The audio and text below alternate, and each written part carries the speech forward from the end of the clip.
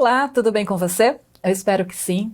Estamos começando mais um momento especial sobre as premissas em ESG, onde nós aprendemos sobre as questões ambientais, as questões sociais e as questões de governança que impactam empresas, governos, organizações da sociedade civil e as nossas vidas como um todo. Hoje eu vou conversar com a Adriana Carvalho, economista, e ela vai explicar e ensinar muito para a gente hoje, eu tenho certeza, então fique com a gente aí até o final.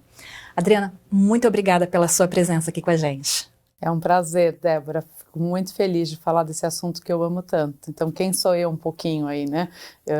Sou formada em economia, fiz mestrado em administração, trabalhei muitos anos em empresa química, depois trabalhei nas Nações Unidas, na Agência das Nações Unidas para as questões das mulheres e meninas, fui de volta para o setor privado, para a UI, com um posto aí de responsabilidade social corporativa e diversidade e inclusão, e hoje estou à frente de uma ONG de educação para o emprego que se chama Generation. Então, além disso, ocupo várias posições aí em conselhos consultivos, em especial de movimentos de direitos humanos ou de organizações voltadas para essas questões e também comitês de diversidade e inclusão.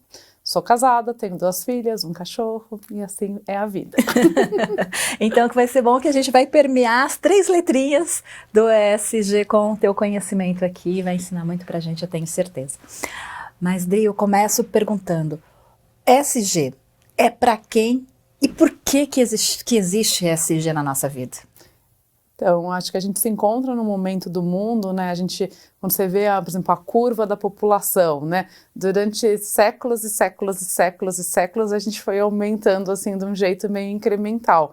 Nos últimos 200 anos, a curva fez assim, né? Então, a gente tem aí uma população enorme e problemas velhos ganham uma proporção completamente exponencial com esse tipo de população. Então, as desigualdades de rendas, desigualdades sociais em geral, que sempre permearam muitas das sociedades. Quando você tem o nível populacional hoje, né, Índia aí ultrapassando a China, o Brasil que está aí entre os 10 países com maior população do mundo, né, você tem essas questões afligem mesmo, né, elas não ficam mais invisíveis, elas estão na porta, elas causam aí várias questões, né, porque as pessoas querem ter uma vida digna, né, a questão do meio ambiente, né, toda a revolução industrial, todo o crescimento também exponencial que a gente teve aí para dar conta do consumo, da comida, da limpeza desse mundo, muitas vezes ele foi gerando o que a gente na economia fala de externalidades negativas, né?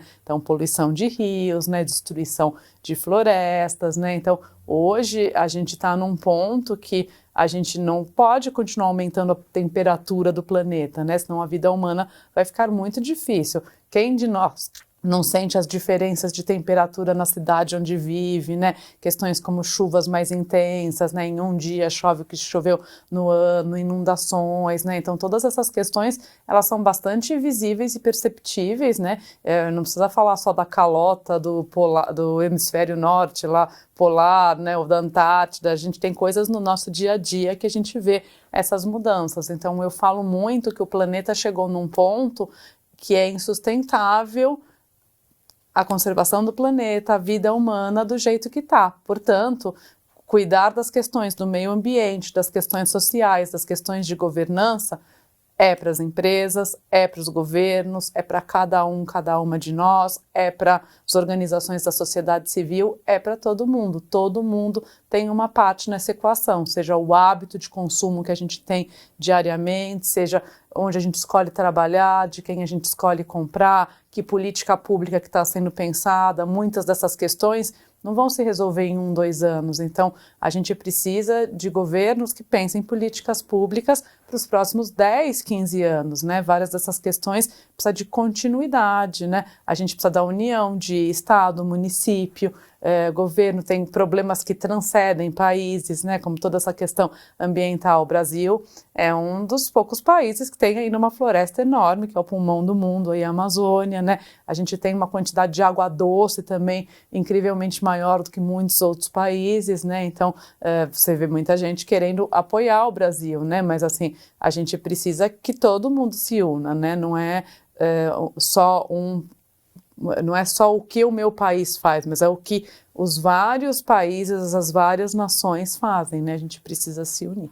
No seu olhar, o que uma pessoa, um microempresário, um empresário individual, ou alguém que quer empreender, ou alguém que está numa empresa começando, pode fazer para fazer a diferença no mundo?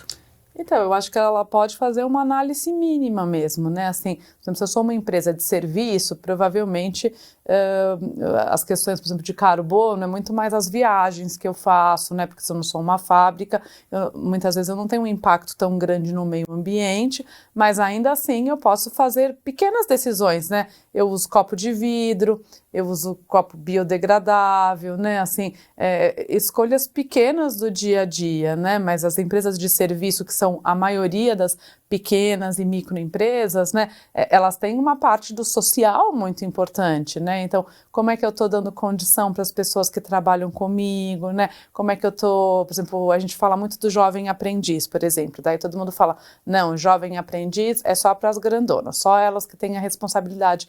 Mas será que se você já é uma empresa de 15 pessoas, será que você não pode assegurar que pelo menos uma vaga de jovem aprendiz, você está dando uma oportunidade para alguém treinar musculatura, conhecer o ambiente de trabalho, né? Isso é uma responsabilidade social, né? E muitas vezes você pode fazer isso. Não é só porque você não é grandão que você não pode, né? Como é que você está recrutando as pessoas que trabalham para você, né? Dê chance para todo mundo. Está assegurando que mulheres estão trabalhando com você, que pessoas pretas e pardas, né? Então, assim, tem pequenas coisas no dia a dia, né? Que você pode, sim, influenciar, né? Que mensagens que você está dando, como que é o seu site, o que você está apoiando, né? Se está permitindo algum voluntariado, né? Se está apoiando alguma causa social. Então, começa por perguntando qual é o impacto que eu gero em termos de meio ambiente, em termos sociais, né? E eu acho que a gente não pode deixar de falar da governança, né? Por exemplo, uma pequena empresa, normalmente, sei lá, começo eu, dona da empresa, né? Daí, por enquanto, só sou eu e eu mesma, né? Então, ali talvez não tenha tantas coisas ainda de governança, mas na hora que você começa a crescer um pouco, né? Você pode ter um conselho consultivo, por exemplo, de pessoas interessadas no seu tipo de negócio, que podem te ajudar. Você pode participar de redes maiores, né, de associações. Por exemplo, a Rede Mulher Empreendedora faz um trabalho incrível ali, unindo muitas mulheres que são aí empreendedoras, microempreendedoras, de pequenas empresas, de médias empresas, né? Então, quando você se une nesses lugares, você vai pensando na sua governança. Tem um contador bom, né? Uma contadora, por exemplo, vou dar o exemplo da ONG que eu trabalho, né? Você ter uma auditoria externa, validando os seus números, entendendo que você está fazendo as coisas certas, né? Você publicar um relatório anual dos impactos ou do que você fez, né? Então, beneficiei tantas pessoas no meu programa. Se você é simplesmente uma empresa aí que visa o lucro, mas você pode dizer, neste ano geramos tanto de receita, né? Tivemos esse tipo de impacto, levamos nossos produtos para tantos clientes, né? Então, não precisa ser nenhum relatório super complicado, que nem as empresas listadas em bolsas, mas tem várias coisas que você pode assegurar que você cresce já olhando direito. Desmistificando também a ideia de que ESG é só para empresas de capital aberto. Exatamente, não, são para todas as empresas, para todos os níveis, né? Por exemplo, eu fiz um trabalho muito legal com uma rede de startups, né? Que eles, na verdade, assim, era um fundo que dava dinheiro para startups, tá? Então, como já as startups tinham essa consciência da questão da diversidade, por exemplo, né? Então, como que é a minha força de trabalho? Então, esses fundos estavam exigindo que as empresas que estavam recebendo, por exemplo, assegurassem um mínimo de participação de mulheres, né? Então, assim, você já tem movimentos aí dos próprios investidores, fundos, né? Instrumentos que estão apoiando o seu crescimento que vão exigir isso de você, né? Então, assim, lugares como o Pacto Global, por exemplo, a Rede Brasil do Pacto Global, que é uma entidade ligada às Nações Unidas, que tem aí toda a Agenda 2030, são lugares que essas pequenas e médias empresas podem beber na fonte, né? Podem olhar lá site do Instituto Ethos, né? Então, assim, tem várias entidades que vocês podem seguir e que vão ajudando a trazer conhecimento, né? Não necessariamente precisa pagar, não necessariamente, se ainda é muito pequeno, precisa fazer parte oficialmente, mas pode botar no seu radar, pode acompanhar este ecossistema e pode assegurar que as poucas pessoas, mesmo que você seja pequeno, que você está cuidando de algumas coisas, de pensar sobre esse aspecto. Trabalhar com as premissas em ESG é um custo para o cidadão, para o empresário? Pode ser, mas pode ser também um investimento, né? Então, tudo depende de como você olha. Para mim, é muito claro que as empresas que vão ter longevidade, que vão prosperar, são aquelas empresas que entendem os impactos que elas causam e, preferencialmente, inclusive, exploram oportunidades de causar impactos positivos, né? Então, vamos pegar aqui painel solar, né? Ou como que eu posso criar soluções aí que consomem menos energia, né? Ou vamos pensar o lixo, né? Assim, você tem um monte de oportunidade que pode ser oportunidade de negócio mesmo, né? Esses negócios sociais que estão crescendo, né? Por exemplo, na parte de educação a gente vê muito o nome chique, EdTech, né? Então, assim, são negócios, porque recebem capital, mas eles têm uma pegada social, por exemplo, de quero elevar uma educação mais curta, mais acessível, mais profissionalizante para as pessoas, para que esse tipo de educação atenda às necessidades novas do mercado de trabalho que eventualmente a educação tradicional não está atendendo, né? Então esse é um business que recebe investimento e que está tratando de apoiar uma lacuna que a sociedade tem, que eventualmente é um monte de gente desempregada e alguns lugares do mercado não conseguindo encontrar as pessoas certas, né? Então, estou dando esses exemplos para dizer que, assim, o jeito clássico que a gente foi criado é pensar que tudo é custo, né? Se eu não vou usar esse tipo de copo plástico, vou usar um copo biodegradável, ele custa em vez de 1, 2, mas aí você poderia pensar, não, eu vou usar copo de vidro, que custa mais caro, mas que é o copo permanente que as pessoas vão continuar usando, né? Então, tudo depende de como você faz a conta, mas eu acho que a provocação é pense nisso como uma oportunidade, pense que isso é um diferencial competitivo da sua empresa, que com isso você vai estar se preparando para legislações que vão aparecer, para demandas de investidores futuros, né, para os seus consumidores, né, que você vai realmente mostrar quão bom é fazer negócio com você, porque você é uma empresa que, além de de se preocupar com lucro, se preocupa com a sua função social dentro do país em que você opera, ou da cidade que você opera, né? Então, eu acho que, assim, no curto prazo pode, às vezes, representar algum custo por energia nisso, mas no médio prazo isso normalmente se reverte em vantagens competitivas, né, em fidelização das pessoas que trabalham com você, em aumento da produtividade, em uma série de coisas que têm impactos positivos no negócio. E como também tirar a ideia de que governança é só burocracia?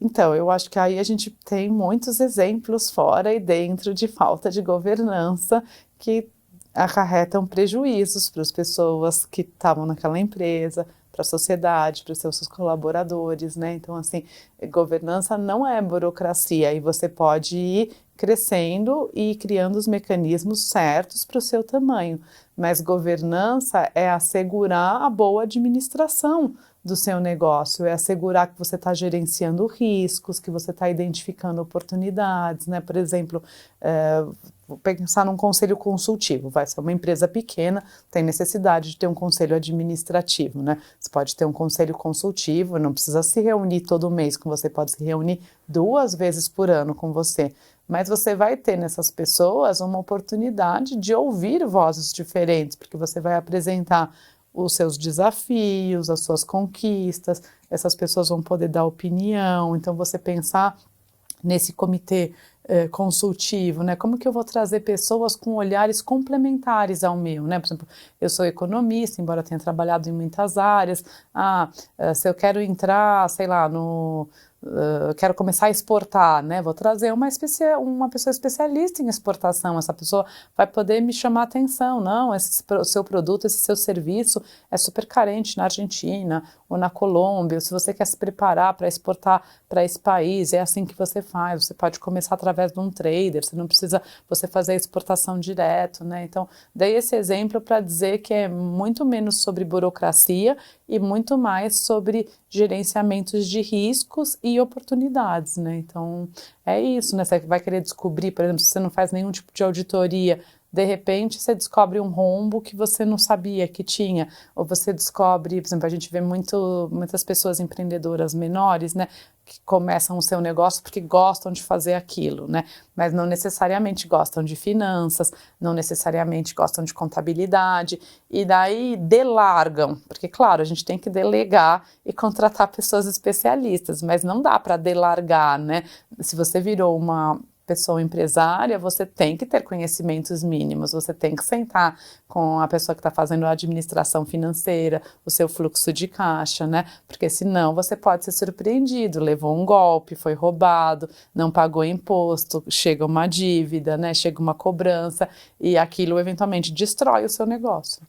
Questão reputacional e financeira também, Isso. né? Ah, sim, acho que hoje em dia a gente fala muito de bens tangíveis e bens intangíveis, tá? É o nome mais técnico, né? Mas assim, muito do que você faz é menos sobre o valor da sua máquina, o valor do seu produto, mas é muito mais o valor da ideia do que você está vendendo, né, da reputação, do que está fazendo com você, né, e quando você destrói isso, né, para construir uma reputação leva uma vida toda, para destruir uma reputação pode levar algumas horas, agora que a gente tem redes sociais e tudo, não é nem um dia, são algumas horas que um começa a espalhar para o outro e em uma hora você já tem uma crise aí reputacional. É o poder da sociedade, que está nas mãos, né, da sociedade, e está muito também atrelado ao que a nova geração pensa. Por isso que ela pode ensinar para a gente também a escolher empresas que cuidam da sociedade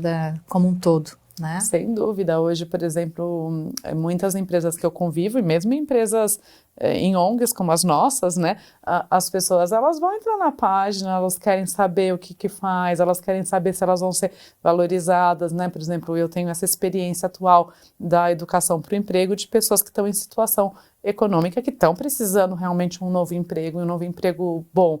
Mas eu já tive casos de pessoas que disseram, não, nessa empresa eu não trabalho, eu sofri preconceito na entrevista, eu não me senti bem. Então, apesar de eu precisar muito do trabalho, essa empresa eu não quero trabalhar, né? Então, muitas das pessoas, elas vão olhar, assim, o que é que você está oferecendo, qual que é a qualidade das relações dentro do seu local, como você trata seus clientes, né? Ontem mesmo eu entrevistei uma pessoa também, que ela falou, eu deixei de trabalhar nos lugares que eu estava porque eu tive um conflito com meus valores pessoais mesmo. Eu fui obrigada ou vivenciei situações que realmente não condiziam com o que eu penso, com o que eu acredito, né? Então, essas coisas já aconteciam na minha época, que eu tenho 51 anos, aconteciam muito raramente, mas cada vez mais a gente vê na população mais jovem essas preocupações. Significa que todas as pessoas jovens têm essas preocupações? Não necessariamente, né? A gente tem diversidade em todos os níveis, mas cada vez mais essa é uma preocupação, sim, das pessoas. Essa é uma nova pegada, porque essa nova geração, ela já está vivenciando coisas, né? Ela tem muito mais acesso à informação, ela vê muito mais coisa, né? Então, ela cobra muito mais da gente. Isso também, com essas premissas, e a gente vai repetir várias vezes, né? As premissas em ESG, faz com que o empresário, que a empresa possa reter talentos, consequentemente, ter longevidade nos negócios. É isso, né? Eu acho que assim, o ESG é um instrumento para você pensar, né? Em última análise, a visão, eu quero um mundo sustentável, né? Eu quero um mundo sustentável do ponto de vista do planeta, do ponto de vista da sociedade e do ponto de vista das organizações, dos funcionamentos, né? Então, é isso que a gente quer em última instância, né? E esses instrumentos ajudam a gente a olhar as várias dimensões e se avaliar o que eu já faço, o que eu posso fazer, o que eu vou começar a fazer quando eu chegar num certo tamanho, né? Mas conhecer isso, né, assim, eu falo muito com a comunidade de pessoas que estudam esse tema, né, quão importante é cada vez mais isso ser matéria obrigatória mesmo, né? Nas novas formações das várias universidades e cursos profissionalizantes, e como realmente todas as empresas, os profissionais que estão no mercado têm que entender, porque todo mundo tem uma pequena contribuição nessa agenda, sim. Você está ali atrás da câmera me filmando aqui, ou você está ali atendendo um telefonema de cliente reclamando, está todo mundo tendo sua parte ali, todo mundo pode fazer uma pequena coisa. Então é uma agenda que não volta. Não volta, essa onda veio. Você pode escolher, dependendo do segmento que você está, do tipo de negócio, ela está mais forte ou ela ainda está menos forte, né? Do país que você está, do município. Mas assim, você pode se preparar para quando ela chegar em você surfar ela com excelência, ou você pode ficar lá ignorando que ela está vindo e uma hora ela cai na sua cabeça, né? Aí vamos ver como você sobrevive. Acho que essa é a melhor analogia, mas ela tá vindo, gente. O tamanho dela, quão rápido ela vai chegar em você, eu não consigo, não tenho uma bola de cristal, mas ela tá vindo, então prepare-se. No teu olhar, o Brasil ele tá em uma posição boa em questões de ações, boas práticas em ESG, ou ainda precisa caminhar muito? Acho que nunca dá para generalizar, assim, né? Se a gente pensar na dimensão do S, né? O Brasil é um país ainda com muitas desigualdades, né? Por exemplo, no ranking de desigualdades entre homens e mulheres, né? O Brasil está lá embaixo, posição 95, tá? Então, a gente até se assusta, porque você vê muito país que você acha que é um pouco mais conservador, mas que tem um número maior de mulheres na política, por exemplo, do que o Brasil. Então, ou tem legislações até melhores do que as nossas, né? Então, assim, do ponto de vista de desigualdades sociais, né? Do racismo, das diferenças entre homens e mulheres, a gente vê aí todas essas questões de gênero, a gente vê o Brasil ainda muito, muito, muito para trás. Acho que a gente ainda tem um longo, longo caminho. E você fala, esse problema não me atinge, te atinge, sim. Essas desigualdades é o que vão muitas vezes gerar violências, gerar revoltas, então isso faz parte da sua realidade, sim. Acho que na questão de meio ambiente, o Brasil, ele tem algumas características interessantes, né? Por exemplo, a gente tem aí toda a nossa base de energia muito na hidroelétrica, né? Essa é uma energia muito mais limpa do que a energia de queimar carvão, por exemplo, que muitos países têm. Não que a gente não tenha um pouquinho aqui, mas assim, o Brasil cresceu de algumas maneiras, que lá atrás provavelmente não foi pensado por isso, mas que teve, né, que lhe dá uma vantagem, né, a gente vê a questão de energia eólica, de energia solar, como elas têm aumentado no Brasil e o grande potencial que elas têm, por a gente ser um país continental, por a gente ter áreas no Brasil onde realmente, sei lá, Rio Grande do Norte, que é a propaganda lá, acho que são 360 dias de sol no ano, né, a costa do Ceará ali venta pra caramba, né, então assim, a gente é uma referência em muitas dessas questões, né? Mas isso quer dizer que a gente está super tranquilo, não precisa fazer nada, não, né? A gente tem aí desmatamentos na Amazônia que muito preocupam, a gente vê às vezes reversão, por exemplo, a Mata Atlântica é um bioma muito importante, né? Então, não dá para liberar, tem que preservar, né? Ela é fundamental para um estado como São Paulo, né?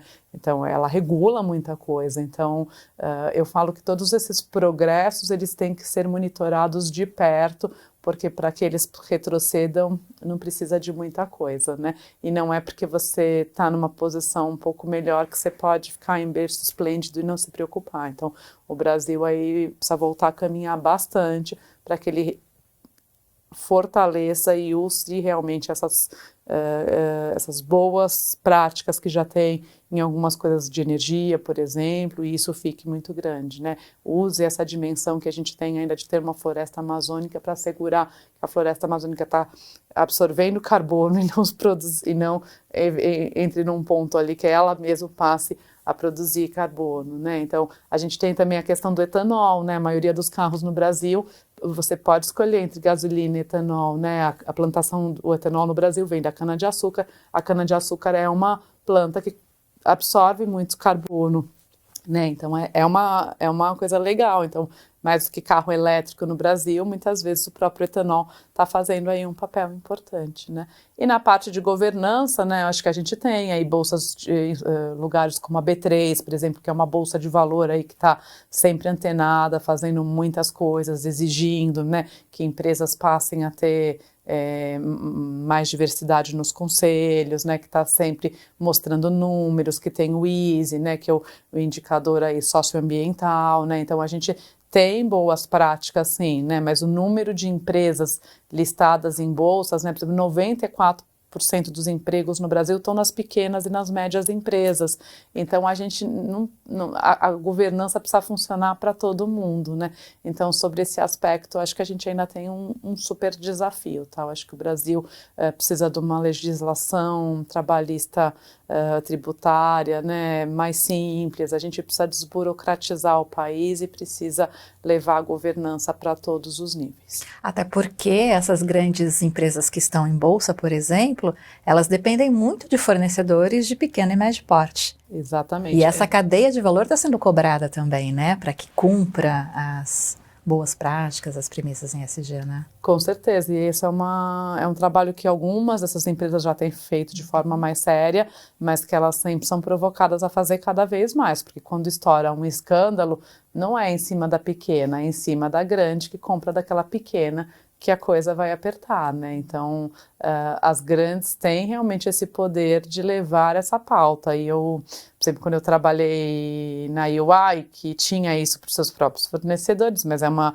grande consultoria e auditoria, então presta muito mais serviço do que compra coisas, né? Mas muitos dos clientes, por exemplo, eles exigiam vários compromissos, né? Eu que estava na área de diversidade, inclusão e responsabilidade social corporativa, a gente fazia, organizava e orquestrava o próprio instrumento do relatório de sustentabilidade, né? Então, a gente tinha que prover muitas coisas para os grandes clientes, porque eles estavam exigindo cada vez mais, mesmo sendo uma grande empresa falando com uma outra grande empresa, né? Então, eu acompanho muito esse movimento de como as grandes empresas ajudam a levar essa agenda para suas cadeias de valores, e algumas cadeias de valores precisam ser trabalhadas por associações mesmo, né? Porque essa ilusão de que eu posso fiscalizar todo mundo é ingênua, né? Eu preciso ajudar a melhorar as condições. Nas questões de diversidade e inclusão, o Brasil ele precisa aprender muito, ou ele já é exemplo para outros? Acho que ele é exemplo, sim. Não obstante, como eu falei, nas desigualdades, a gente está lá embaixo, a gente tem situações ainda muito complexas. Mas se eu penso um pouco em grandes empresas abraçando essa agenda, né, a gente vê que o Brasil, por exemplo, comparado à Argentina, ao Chile, mesmo a Colômbia, as empresas no Brasil têm falado muito mais frontalmente desses assuntos, né? Tem abraçado, tem se manifestado, mas, de novo, elas precisam levar isso para a sua cadeia, porque, como eu falei, 94% dos empregos estão nas médias e nas pequenas. Então, esse não pode ser um assunto só de grandes empresas, porque isso não vai mudar nem a realidade do país, nem a realidade de muitas das pessoas no mercado de trabalho e na sociedade. Isso não é um assunto só de empresa, né? E sobre o ponto de vista de governos, eu acho que a gente avançou, sei lá, se eu olho os últimos 50 anos, a gente avançou, mas se eu olho a última década, acho que a gente parou um pouquinho aí, avanços importantes. Então, por exemplo, a Casa da Mulher Brasileira, né, da questão do enfrentamento à violência doméstica, né, a gente precisa disso em muito mais cidades, em muito mais estados, né, a gente precisa desse olhar amplo, né, de que quando eu estou tratando uma mulher que sofreu violência doméstica, eu estou olhando a questão da saúde dela, física e psicológica, eu estou olhando da segurança dela, eu estou olhando a questão de que ela precisa provavelmente estar no mercado de trabalho para conseguir se sustentar, eu preciso olhar a moradia, se ela tem filhos com ela, eu preciso muitas vezes de advogado, né? Então, assim, eu preciso de pessoas de várias áreas, e a ideia da casa é que você vá num único lugar e possa acessar todos esses serviços, né? Então, esse tipo de política, para citar a gente precisa que isso aumente bastante, né? Quando a gente pensa nas questões do empreendedorismo, né? E, por exemplo, entidades como o Sebrae fazem um trabalho enorme, de novo, Rede Mulher Empreendedor e muitas outras aí, né? Feira Preta, por exemplo. Então, mas a gente precisa cada vez mais que esse conhecimento chegue, né? Sair da informalidade. Eu acho que a legislação do microempreendedor individual ela é fundamental, né? Mas ainda tem muito espaço, gente. A gente ainda precisa de um longo caminho. Então, acho que o Brasil tem muitas ilhas de excelência, mas a gente precisa fazer com que essas ilhas virem um país, um continente, que elas realmente atinjam uma escala que mexa nos nossos indicadores de maneira robusta e significativa. É por isso que ESG não é só olhar para dentro dos portões da empresa, é também olhar para fora. Exatamente. Né? Então, é isso, a gente precisa que o conceito de sustentabilidade permeie todas as entidades e que todo mundo nas várias esferas olhe isso e faça a sua parte. Esses problemas complexos, eles não são resolvidos só com uma parte da sociedade. Não só são as grandes empresas, não é só o setor de empresas, não é só o setor de governo, não é só o setor da sociedade civil. A gente precisa realmente dessa inteligência coletiva e dessa união dos vários papéis, cada um fazendo a sua parte, para que a gente alcance essa mudança significativa do que mais do que nunca a gente precisa. Eu acho que a vida como ela está hoje, seja às vezes a carga mental que a gente sofre, o trânsito maluco que a gente vive, as maluquices que a gente vê aí, a gente precisa ter uma vida mais sana, melhor, e para isso a gente precisa mudar algumas coisas de forma mais profunda e não só incremental, de uma velocidade mais rápida. A gente pode tangibilizar essa sua fala para aquele cidadão que está numa empresa e que quer fazer algo, mas a empresa ainda não está nesse momento ESG. Qual a dica que você daria para essa pessoa? Acho que primeiro é ela se amparar bastante de conhecimentos, tá? Eu também acho que ela pode ter muitos artigos hoje, né, muito material, porque muitas vezes a conversa na empresa começa aí pela questão econômica, né? Então, eu acho que muitas vezes você vai começar a mostrar que essas questões elas não são dissociadas, né? Nessa sua ideia que você me falou antes, é só um custo. Não, não é um custo, é uma oportunidade, é uma questão de assegurar longevidade, né? Então, assim, acho que tem muitas correlações positivas entre práticas ESG e uma empresa realmente que gera lucro no longo prazo, que cresce, né? Então, assim, acho que essa pessoa, primeiro, ela tem que se apropriar, né? Trazer, e daí ela pode começar a pensar em táticas, estratégias. Será que eu faço negócios com alguma empresa que está mais avançada? Porque mais do que a gente pregar dentro de casa não é muito fácil, né? Então, às vezes eu trago alguém de fora e isso pode ser interessante. Eu começo a botar artigos, né? Por exemplo, hoje quem acompanha aí a grande mídia, Valor Econômico, Estadão, Folha, né? Globo, projetos, porque eu estou aqui, esse assunto está cada vez sendo mais falado, gente. Daí tem muitas vozes que falam, daí qual que é a voz que provavelmente aquela empresa vai escutar mais, né? Então, Fiesp em São Paulo tem um departamento de responsabilidade social corporativa, de sustentabilidade, né? Então, como que eu vou trazendo isso? Mas antes eu preciso aumentar a minha visão e fortalecer o meu conhecimento, porque não dá para pregar o que eu mesmo não faço ou não sei, né? Então, a minha primeira dica é fortaleça você mesmo, e daí você começa a trazer aos poucos esse conhecimento e desse jeito positivo, né? Trazendo vários exemplos de como é um investimento, como isso realmente atrela a bons resultados, como isso atrai boas pessoas para trabalharem com você, como isso é importante para muitos dos seus clientes, né, e assim por diante. Adriana, nesse momento a gente pode dizer que a gente está então na construção de uma sociedade melhor se todos seguirmos essas premissas que o ESG traz, não é novidade, mas enfim, é um desenvolvimento da própria sociedade. Você acredita que ao segui-los a gente pode ter propósito de vida?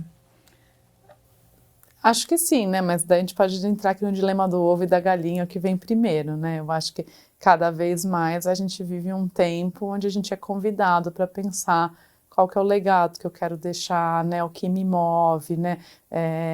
A gente vê cada vez mais gente mudando de carreira, mudando de cidade, porque não, isso não está de acordo com o que eu quero, né? A vida é um tempo muito pequeno aqui na Terra, né? Então, acho que essa pergunta do propósito, né? A gente fala que às vezes fica até um pouco batido demais, um pouco exagerado, porque, se eu não sei propósito, logo eu sou um ET, quem é você que não sabe o seu propósito?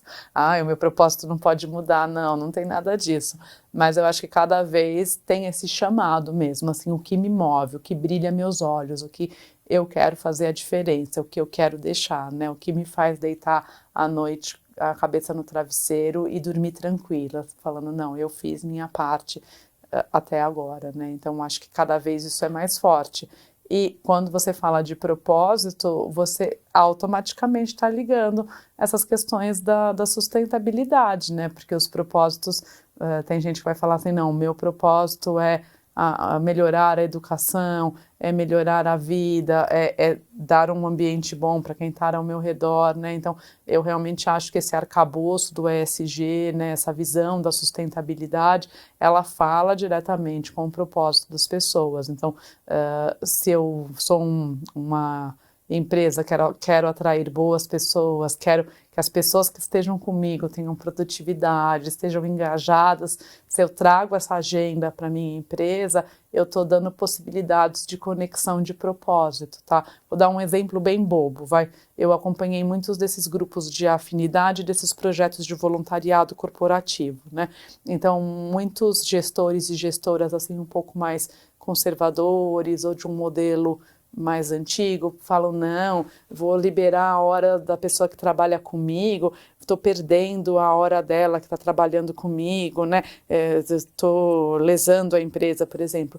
Uma besteira, a pessoa que tem esse prazer nesse voluntariado, quando ela vai lá, ela está ganhando energia, ela está fazendo uma coisa que recarrega ela volta para o trabalho dela normal com muito mais vontade de fazer aquilo, ela é grata pela empresa por aquele espaço, aquilo preenche o propósito dela, então você na verdade está fazendo um investimento para ter uma pessoa muito mais inteira e muito mais feliz junto com você, então é isso, é o jeito, são esses modelos mentais que precisam mudar, então eu realmente acho que numa sociedade que cada vez mais pessoas buscam propósito e buscam fazer alguma coisa que dê sentido à sua vida, você olhar os seus negócios, suas políticas, né, sobre esse arcabouço do ESG, dá muito mais condições de você oferecer realmente pontos de conexão com esses propósitos individuais.